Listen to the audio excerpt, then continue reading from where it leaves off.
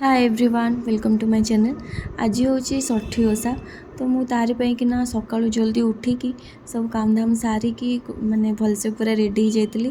तापर ठाकुरंकर जहाँ सब जिनस पत्र थिला ताकू पूरा भलसे सफा करिकिना तापर आज गोटे साग घांट बनइबो तो तारि ପାଇଁ कि मु डाली को फास्ट सिझाई देइतली एमती टिके फुटण करिकिना तापर सेतिक भितरे छात उपरू जाइकी अल्प टिके एमती फुल धरिकी पळै आसतिली पूजा करबा आ हजबैंड को पठेइतली आज साग आनिबा पे बोलिकिना सी भी धरिकी पळै आसतिले। आज माने 6 प्रकार साग आ 6 प्रकार परिबा पकेइकिना ए घांटटा तैयारी माने प्रस्तुत हम। तो डालीटा सिझी गला परे सेतिरे परिबा पत्र भी काटिकी पकई देइतली आ सागडा को भलसे धुआधुई करिकिना ताकू पूरा छोट छोट करिकी काटिकी ऐड करथिली। आ से साग हवा भितर अलगा सब भी मोर चलतिला जेमती भात डाली पायस आ चकुली पिठा एमती सब बन जाइतिला खाइबा भी।